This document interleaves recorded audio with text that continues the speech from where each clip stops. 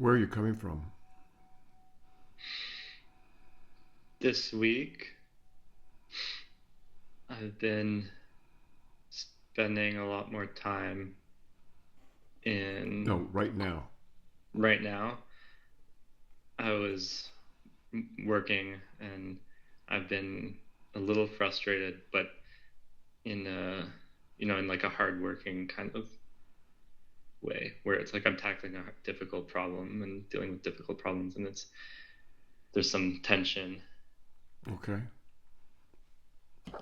Breathe. Um, yeah.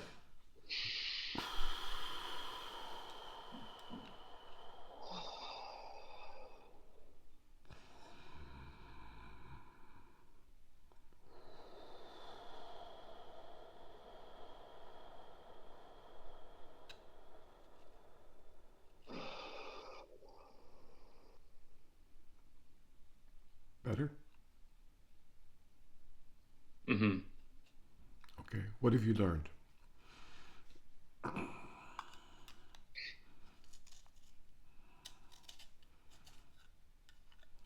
There's a few things. One that's been on my mind um, has been more of a ongoing learning than a thing I learned from like 0 to 1. Um, but is that a lot of things take a lot of time and hard work, Very true.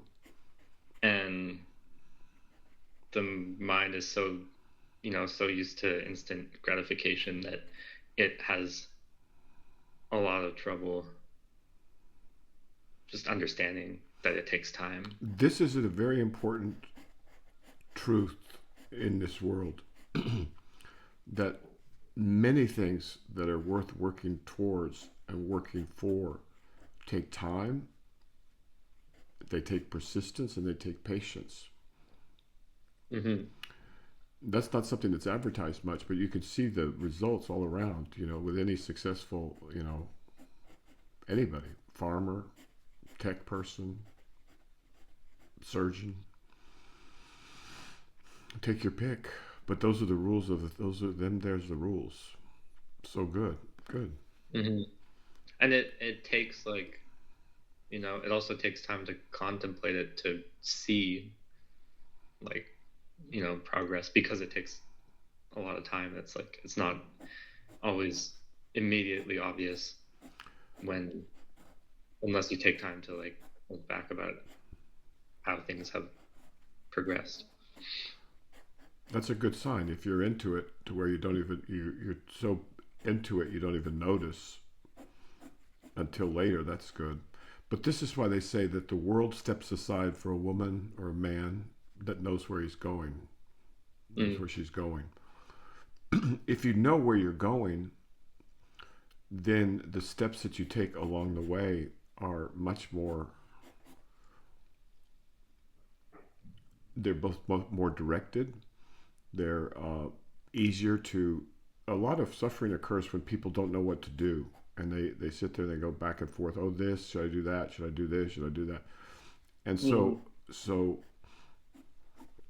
God has blessed the woman that knows where she's going, because there you just keep going.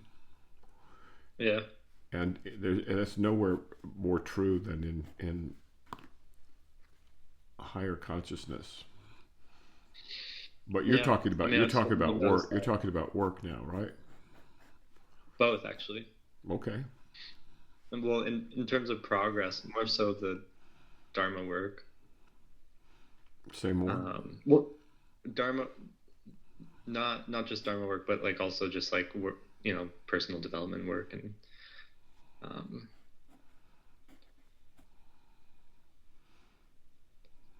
in I guess for myself, just thinking about the things that I've had difficulty with over time. So with Dharma work, like under when I read things, the my things are a lot more clear, one, than they used to be. Absolutely, yes, absolutely, and that's a sign of Uh, progress. And soon there'll I be nothing for you to read the most difficult text, or the most yeah, because see, your mind has been. It's just like anything else. I mean, if you've taken the yeah. first year, if you've taken first year of med school, then the second year makes a lot more sense and it moves more smoothly. hmm But keep going. Um, This could be useful for their folks. in terms of knowing what I want, that has progressed a lot as well. That's a sign of Um, maturity. Good. um, I read or listened to a couple weeks ago when I was in the car. I was listening to the Sufis, the book by Idries Shah, Excellent. Here, because my girlfriend let was me pull that asking up. about it. But Let me show that to people.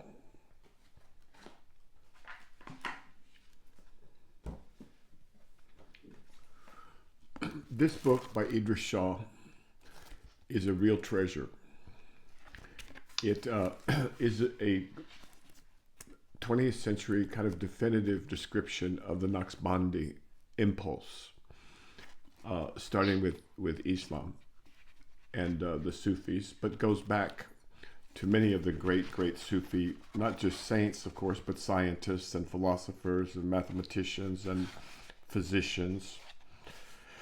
And it also talks a bit about Arabic and how Arabic, well, most English speakers don't know how different Arabic is than English. And for example, there are chapters on the Mullah Nasruddin, can't forget him, Attar, Rumi, El Arabi, El Ghazali, Omar Khayyam, and then there's considerable materials on Christian saints and their backgrounds in Sufism or their contact with Sufism. And then there's for those that are interested in the esoteric, if you want definitive dissertations on the Illuminati or on the Tarot or alchemy, this is the book to go to. Now it's a little bit academic, but not so much. It was written for the general public. Unlike most of Idries Shah's books, this book was written for the general public. Another book like that would be Tales of the Dervishes. But most of his books are frankly written for Sufi students. So am I leaving anything out here important? I'm sure I am.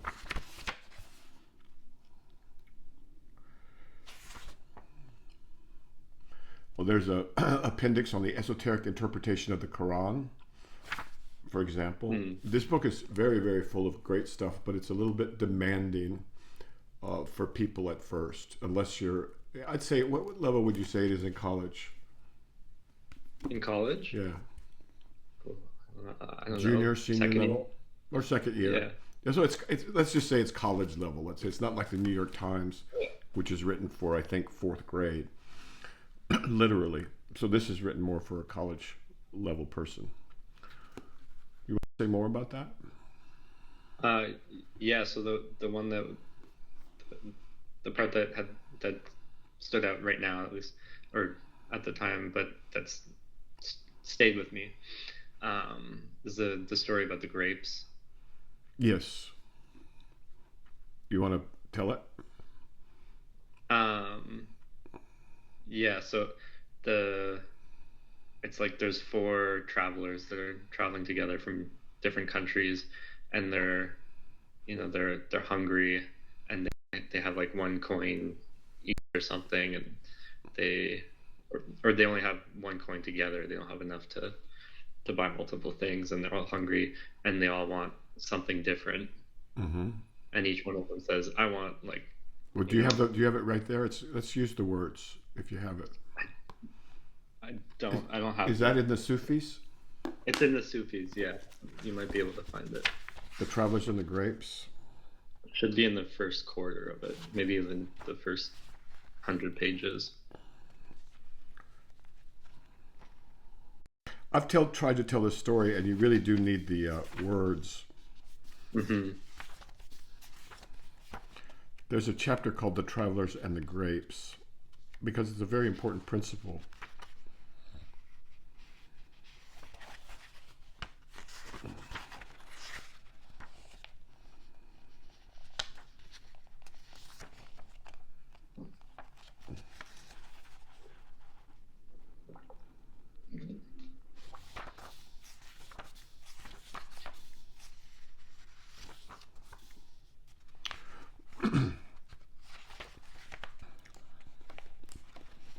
It'd be good. It'd be worth learning how to tell this story because it comes in. It's so useful so many times.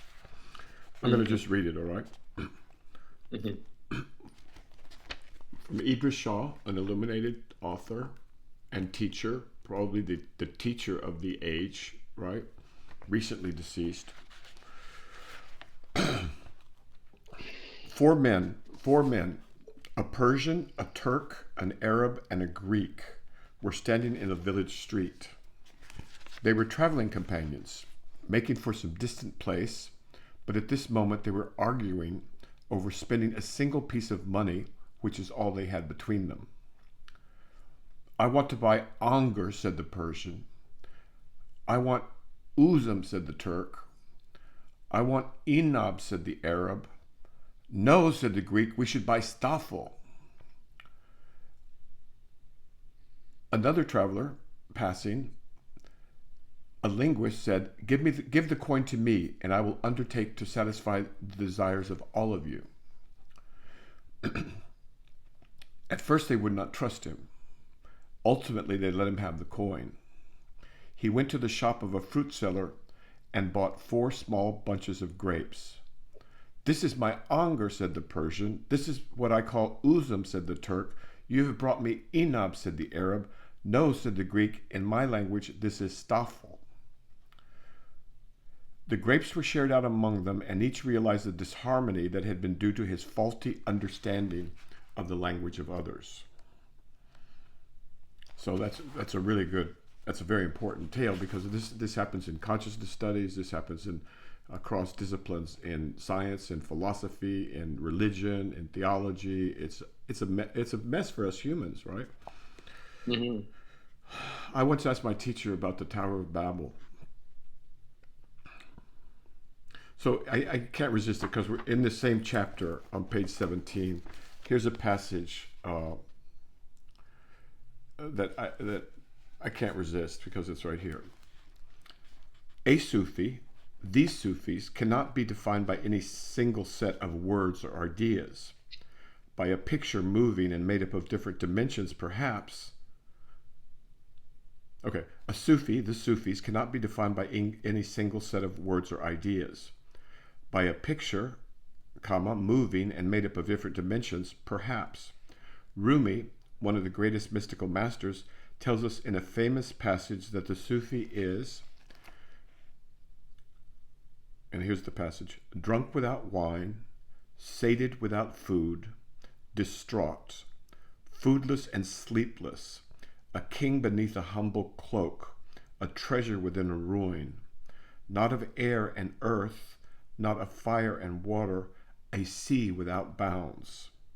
He has 100 moons and skies and suns. He is wise through universal truth, not a scholar from a book.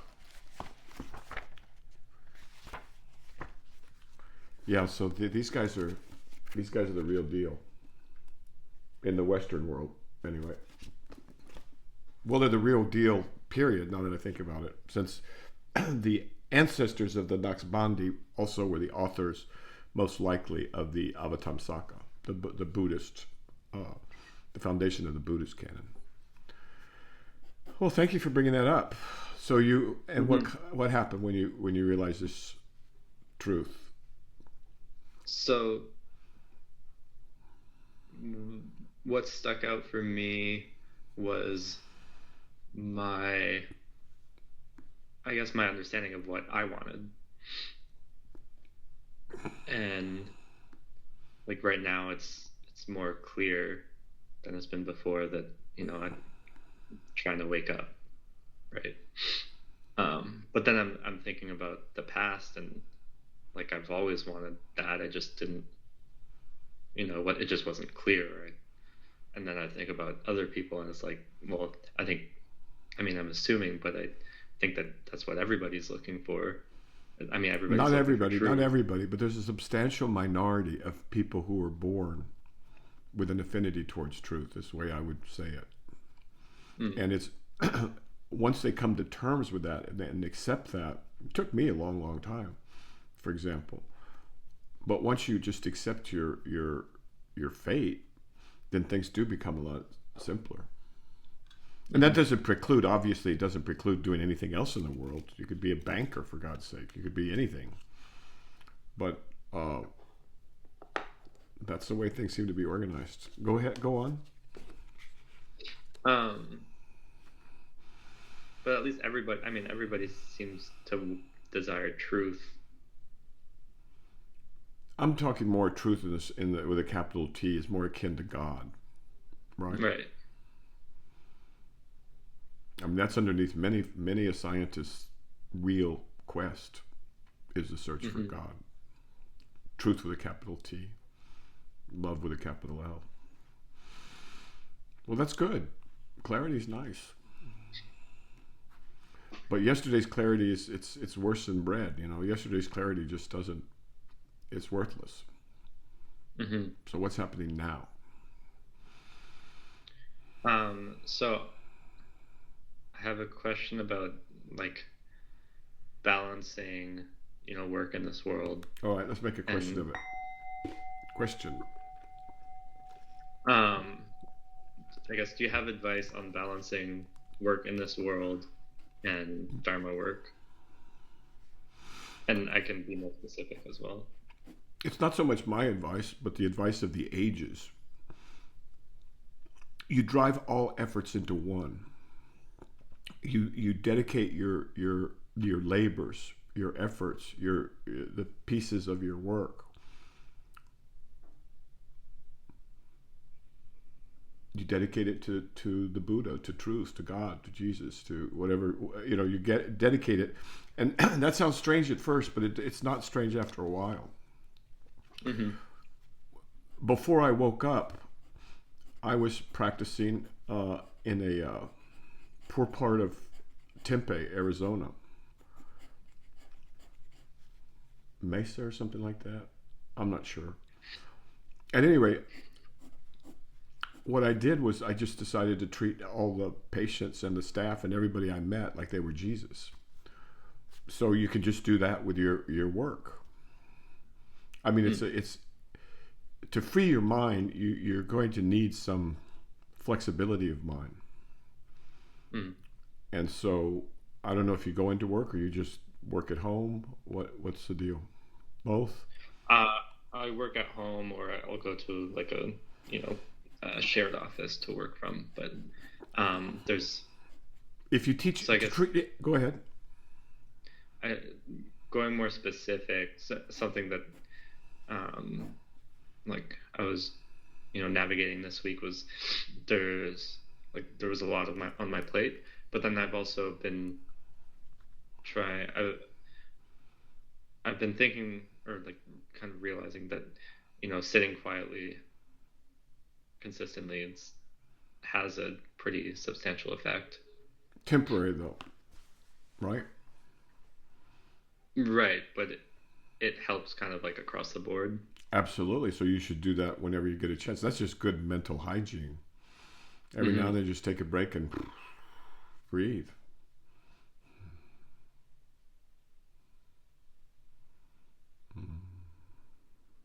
Yeah, you just do that as frequently as you can. Hmm. That and then reading the flower ornament scripture That's superb. regularly. That's Like, superb right trying there. to trying to do that every day, and like I'm also doing a lot with work, and I have a girlfriend, and take like I try to go to the gym regularly as well, and so Okay, so when if you I'm encounter other people at work, treat them as Buddhas, which they are, and then notice that. I mean, it's not obvious at first, but when your mind opens up more, you'll find that you're being taught all the time. All Mhm. things are teaching always, and that understanding is a really important one. But it's I don't know if it's hard to come by or not, but when you realize it, everything changes. So what you're calling the world is really your mind. Mhm. And this mind or this universe is trying to get you to wake up. It's literally doing what it can. And so what you encounter depends in large measure on how you're prepared to encounter. So with your girlfriend, that could be sacred. With your lawn guy, that could be sacred. Mm. So make your life into that quest, that larger quest. And so it's not so much a work-life balance. It's a subsuming of your life into the quest.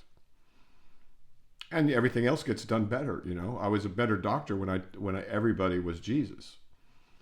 Mm. I was very careful, very respectful, and very loving. And you know, it was I didn't realize it at the time. I made up the practice. And that's what everyone has to do, is make up their own practices. So I don't know the details for you. I just offer my example because that worked, apparently. Or it was one component in what worked. And it doesn't take a lot of imagination. And to my mind, Jesus literally said, treat your neighbor as yourself. And he also said, what you do unto others, you do unto me. What you do unto the least of these, you do unto me, right? Now, he wasn't speaking metaphorically. He was speaking literally. And so if you absorb that truth, and it seems radical to a small mind, but to a larger mind, that doesn't seem radical at all. And then you live your life that way, then things evolve very rapidly. So all things, and to answer your question about work-life balance, it's no work-life balance. It's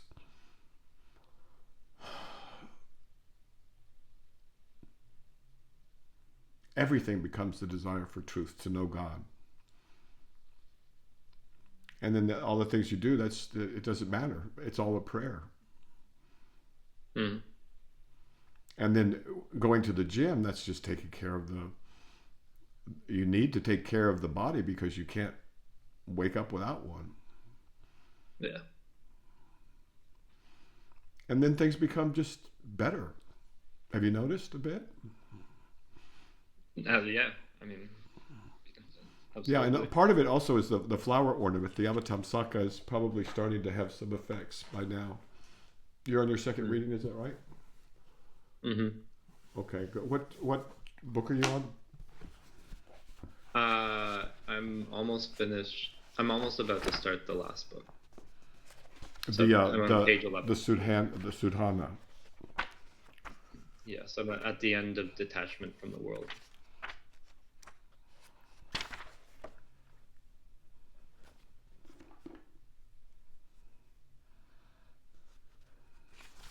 Well, I'm tempted these days to read whenever I get an excuse to, so we'll look for those. Okay, go ahead. So good. I mean, I think that's the answer to your question. Okay. Everything turns into Dharma at your stage. Mm-hmm. Okay. But is there I have this idea that I should have a strict boundary where I do set aside time to read the Avatamsaka and all. Yeah, the first 20 minutes of the day. Mm-hmm. I mean, that's the easiest way to do it. Just make it into a habit. You get up in the morning, you do whatever you need to do. You stretch, you exercise, you get a cup of tea or coffee or whatever, and you read the Avatamsaka for 20 minutes minimum every morning. And then it just becomes a routine. Mm-hmm. And then when you're traveling, you're going, where's my Avatamsaka? I want my Avatamsaka. You know? Mm-hmm. It's like anything else. Just keep going. Speaking of that, there is the last chapter of this book is called, the one that he's starting, is called Entry into the Realm of Reality. And that is sold as a separate volume.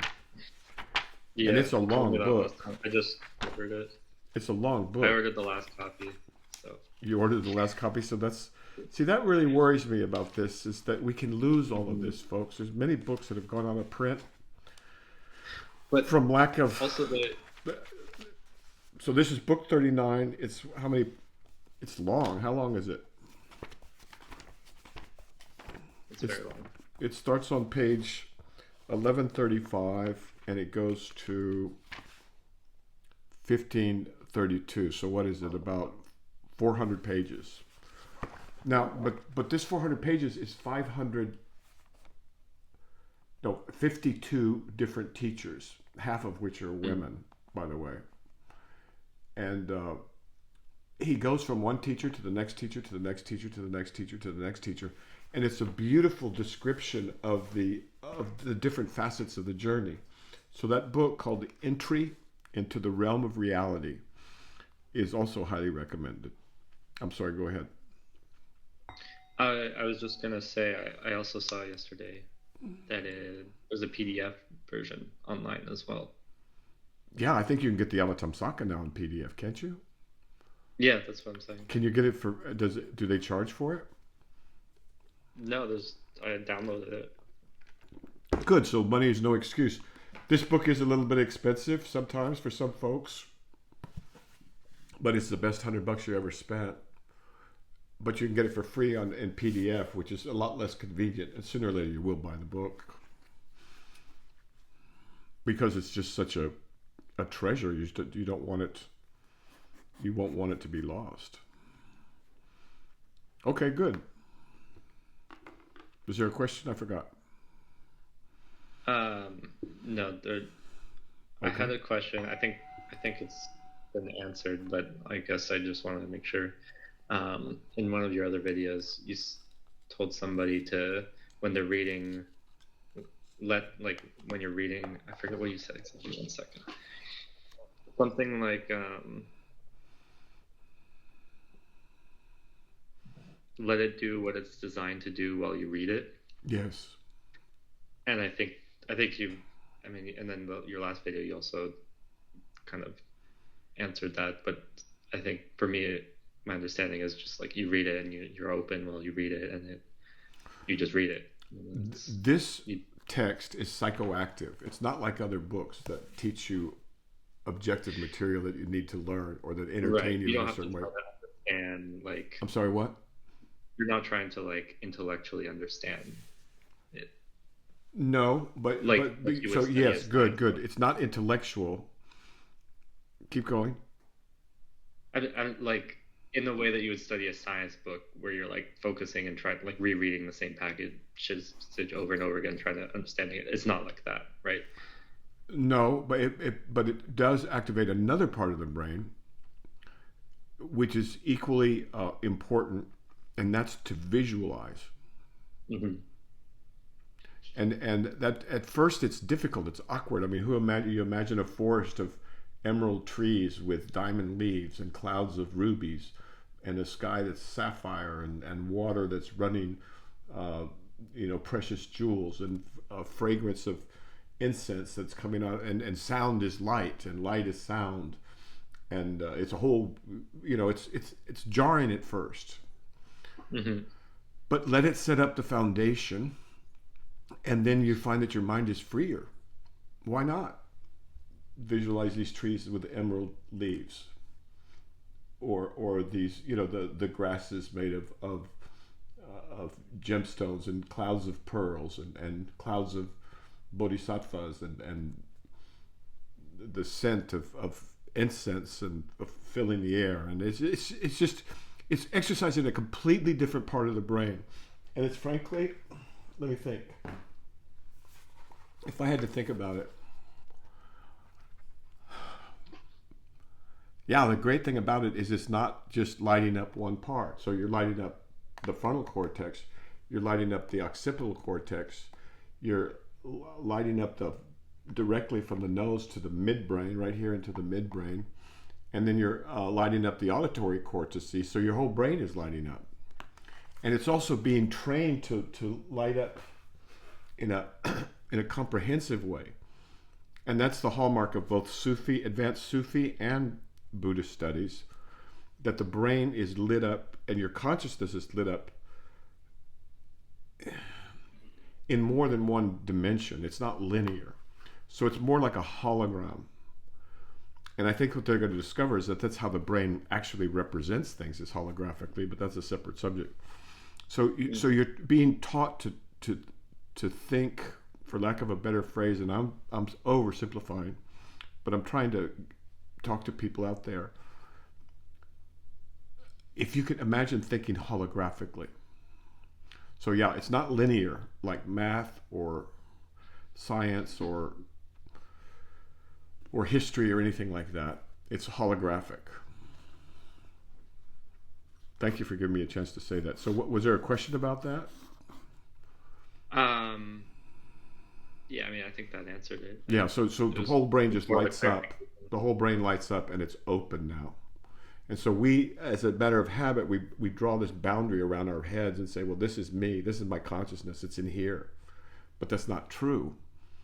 And so to be able to remove that skull and look at your true mind is the thing that these texts are expert at. Especially in this case, the Avatamsaka.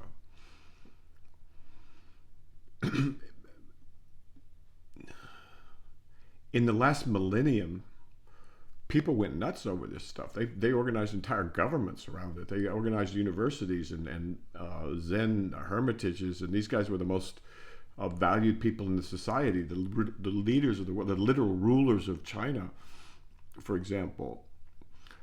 And the same thing's true in India, I'm sure, in a different kind of configuration, would consult with these guys because they were right to. They could get a more holistic picture of what they were doing.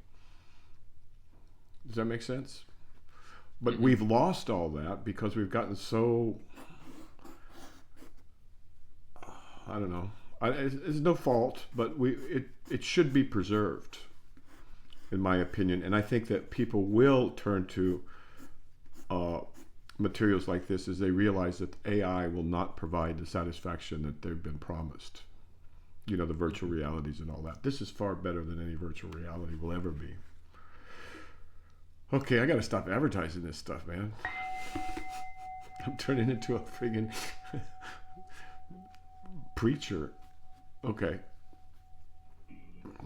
That's not what I'm here for, but you know. You see starving people and you got all the food in the world, you want to give it to them, right? Or you see people that are sick or suffering and you've got the medicine, you kind of want to share it, you know? That's just so I can be forgiven, I hope. Okay, next question.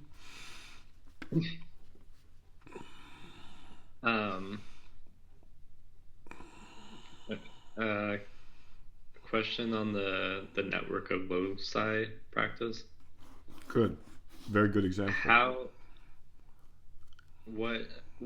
So what's the goal there? How vivid and how continuous of like a, okay, I guess of a image or of a visualization should you be aiming for? Good. The network of loci practice is based on something more foundational. I'm going to explain it this way, even though you can explain it a thousand other different ways. But the underlying principle is the net of Indra. Now, the net of Indra, as you know, is a visualization of a universe, a cosmos, this cosmos, with very, very thin silk fibers, like spider web fibers, all going, an infinite array of these, the size of the universe, and they're stretched out like this, and they intersect with each other in every direction, right? It's just a network of these. But at every intersection, there's a diamond, a multifaceted diamond that's shined so smooth it's a reflection. Now, if you just visualize that, it becomes clear very quickly that if you move a hand anywhere in the universe, it's going to be reflected all over the universe. Much closer to reality than how most people currently visualize the universe. So if anything happens, if you wave a flag in one part of the universe, it's going to get reflected everywhere, and vice versa, on any one of these facets of the diamond, because if it's not facing the flag, it'll be facing the reflection of the flag. And so this, I think scientists may get to something like this eventually, where basically there's, right now they probably formulate it as a quantum field. And you can't perturb the field without perturbing the field, the whole field. Although, you know, it may appear trivial at some levels. At other levels of perception, it's not trivial. Anyway, I digress. So that's the net of Indra. that, by the way, is probably the oldest model of the universe we have that I know of, and that it's still around because it's beautiful and it's got a lot of truth to it. Now, and you can see its resemblance to a hologram, because What do every you mean? point of a hologram contains all the information of the entire image. That's what a hologram is. Yeah, what do you refer to when you talk about holograms? I'm not that familiar. I'm referring to a setup where you can create a three-dimensional image that you can rotate and move, but it's just light. Okay. But the feature of it that's most important in my mind is that every particular point or unit of the setup contains the information about the whole thing. How so? Well, that's what we. Why don't we look that up? Look up holograms, holographic. Now, the holographic principle is different. It says that the amount of information on the Holography? surface of a. Go ahead. So I've got holography as a technique that enables a wavefront to be recorded and later reconstructed. It is Good. best known as a method of generating three-dimensional images and has a wide range of other uses. Okay. Um, it's a recording of an interference pattern that can reproduce a 3D light field using diffraction. In general usage, a hologram is a recording of any type of wavefront in the form of an interference pattern. It can be created by capturing light from a real scene, or it can be generated by a computer, in which case it's a computer-generated hologram. It needs a laser light to record the light field. The reproduced light field can generate an image that has the depth and parallax of the original scene. Good. So far, so good. When suitably lit, the interference pattern diffracts the light into an accurate reproduction of the original light field, and the objects that were in it exhibit visual depth cues such as parallax and perspective that change realistically with the different angles of viewing. Yeah. So you can walk around the holographic car or person or whatever. Mm.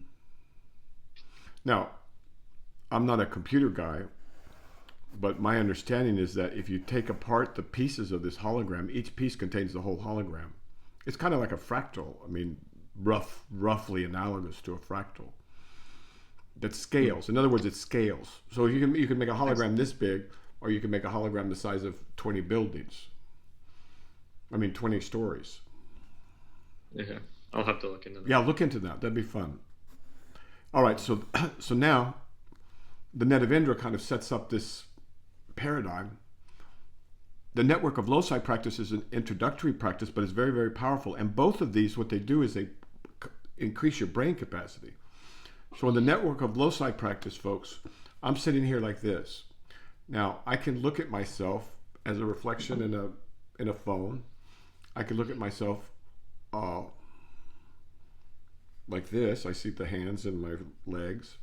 But I can also look at myself from the upper corner of the room, or from the lower left corner of the room, or from the top of the tree out there, or from the moon, or from Mars or Pluto or wherever, or from the next galaxy, or from the edge of the known universe. So the point is that you can move your point of view, your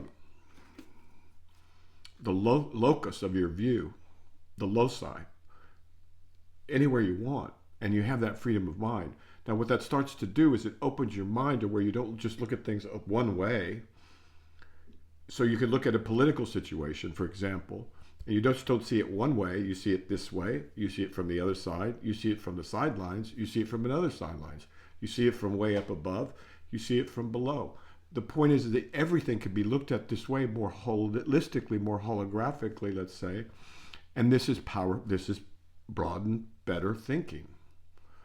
And so a lot of times what seems like magic from these Sufis, I mean, there's some smart ass Sufis, let me tell you. You know, Al-Ghazali, you know, Averroes, Arabi, and then who was the doctor? One of them was one of these guys was like wrote the textbook on medicine and wasn't replaced until like the 18th, 19th century. So that's one of the secret powers, right? So this brain is quite capable of all of this, but not if we only use it for like looking for mice coming out of a mouse hole. So we are primates. That's true, and we're designed to look at predators and prey and to try to focus on one thing in one way from the point of view of our eyes.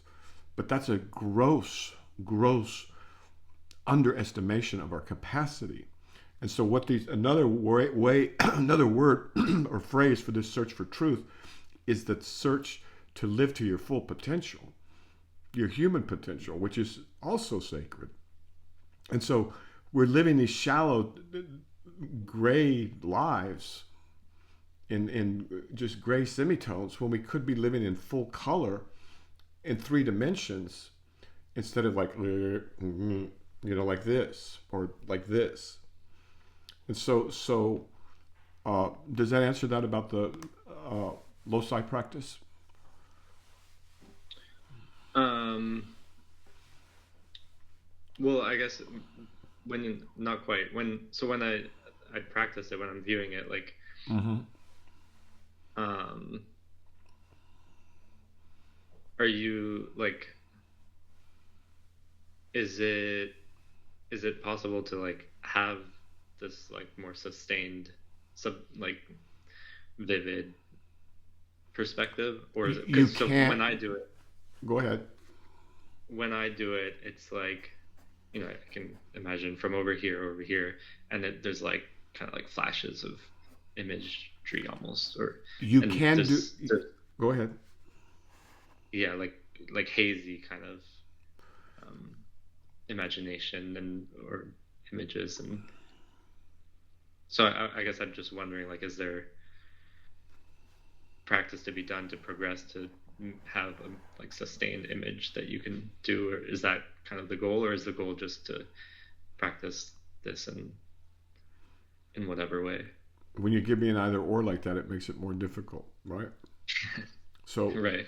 it's I don't know about the either or, but Sure. yes, you can develop this to a high art, and the masters of this in particular are the Tibetan uh, Tantrayana, the higher level of Mahayana, and they use visualizations all the time, and you can do that.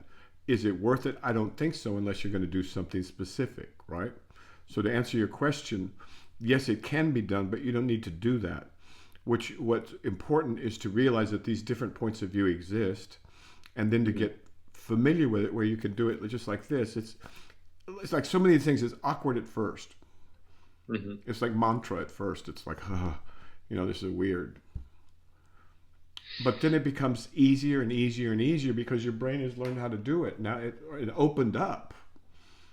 And so then it just becomes easier and easier. So the purpose of a book like this is it does it for you. So with regard to you on your second reading of the Avatamsaka, then I would say that you should just let the sutra do what it's doing for now. And if you want to get more specialized, you could, if you wanted to. But that's more coned down. And the name of this game, and we shouldn't even, I don't know if we should even call it Quest for Truth. We should call it Quest for Full Human Potential Be Realized. Full human capacity.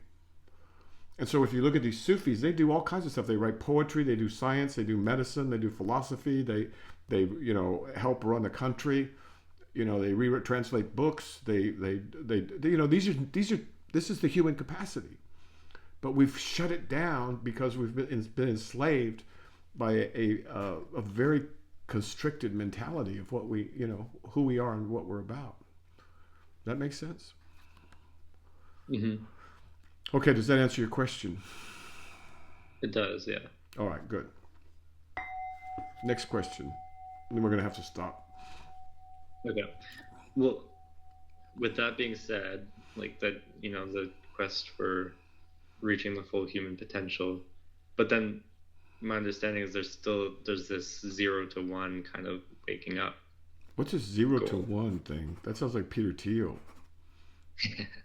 it it's it's like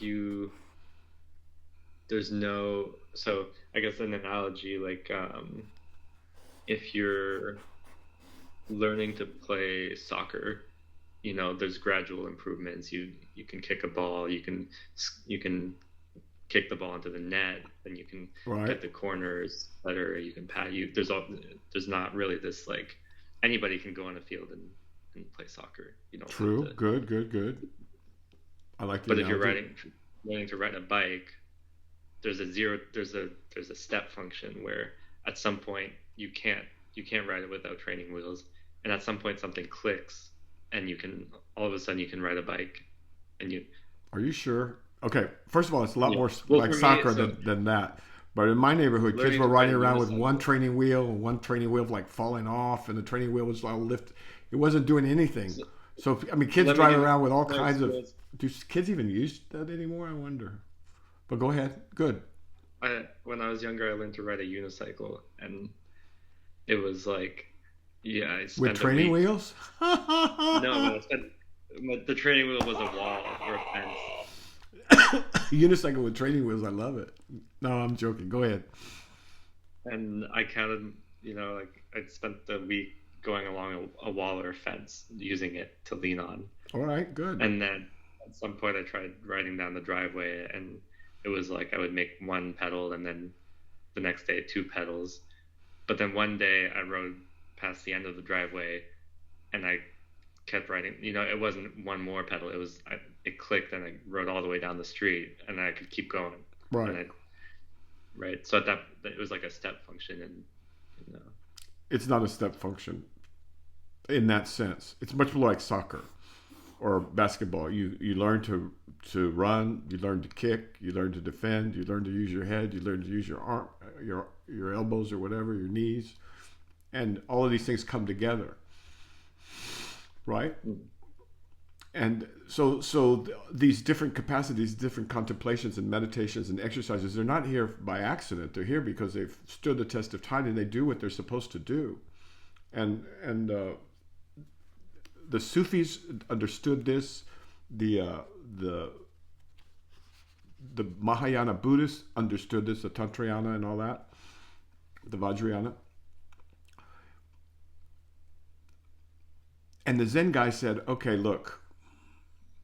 If we have enough of a background, just enough to get along, right? I mean, they have backgrounds in Buddhism. Perhaps we can cut to the chase." So that's kind of where we stand. From my limited view of this mm-hmm. the Dharma world, it's a huge world. It's a massive Mm-hmm. world of Dharma, different things. There's sects of Zen in Japan and Korea still functioning barely, as far as I can tell, and in the U.S. hardly at all. But the point is that it's more like a gradual thing than it is a step function. Okay. But it so happens that the preparation for waking up, which is like a door opening, the preparation is the same. What do you mean? This preparation is the same? Okay, imagine someday you could kick. You're going to kick. I don't know. Let's say 5 field goals from across the field in soccer. I mean, 5. Yep. Yourself, you're going to do 5 of them. Boom, boom, boom, boom, boom. The preparation to do that is the same as to be a good all-around soccer player. Do you see what I'm saying? Mm-hmm. So although the Zen guys represent that they're just going for the,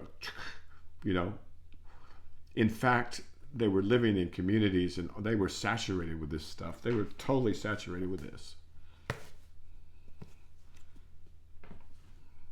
So, does that answer your question? I think so. Yeah. Okay, one more before we go.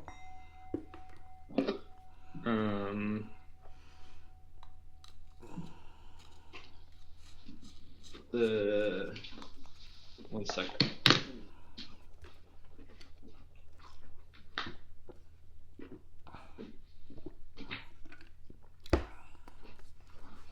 Have you noticed your thinking has improved? My thinking? Yeah. Yeah. You see, that's a nice side effect, to be able to think better.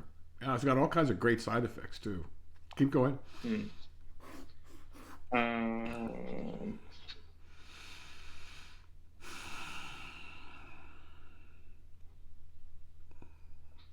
It's a question on the secret of the golden flower. All right.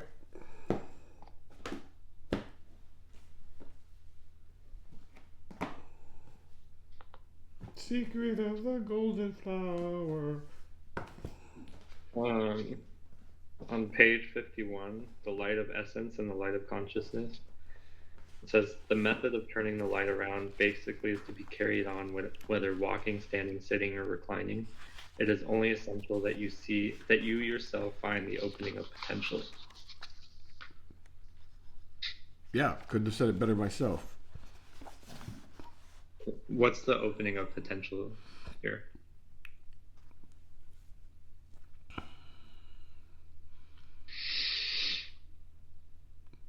I'm gonna go to an expedient, right?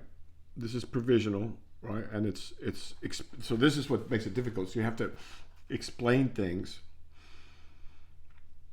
in different ways depending on the stage. But in your stage, the opening potential. So many people. This is a beginning text, right? So many people, they walk around and there's just kind of a cloud up here. Mm-hmm. And there's thoughts, there's feelings, there's memories, there's fantasies about the future, and oh, what about this or that, and shouldas and couldas and wouldas and all kinds of things banging around in this kind of muddle. When they start to meditate, the muddle starts to settle down like mud in water, and pretty soon, the whole thing is clear, or fairly clear, and then they don't know where to go. When you turn the light around, you're basically turning your attention to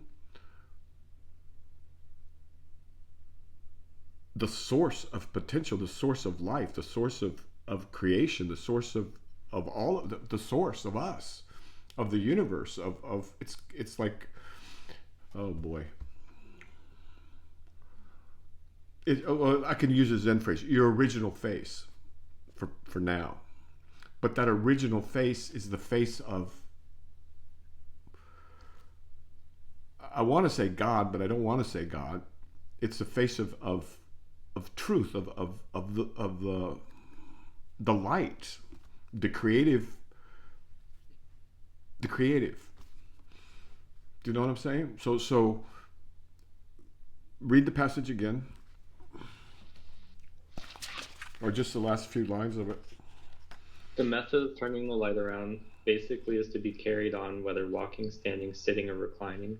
It is only essential that you yourself find the opening of potential. Yeah, so you have to find your own opening, right? It's going to be different for different people. It's going to be visualized differently for different people. But behind all this noise is consciousness itself.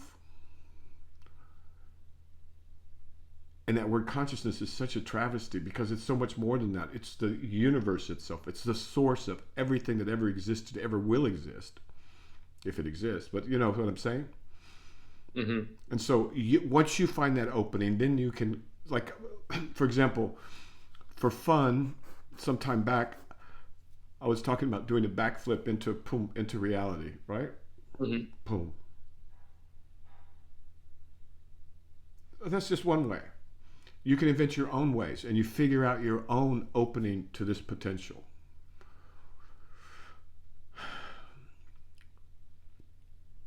There's a saying in Zen, I hope I don't butcher it. In theory, they say not even a needle can get through, but in practice, you could drive a horse and carriage, right? So this is your actual, this is who you are. This is what you are originally. I mean, that's what you are, period. It's the source of you. It's your home, and that's where you will return. Not where you'll return, that's where you've always been. But now you're having a dream within that consciousness, dream of a body, dream of a house, dream of a, that we're talking to somebody else here.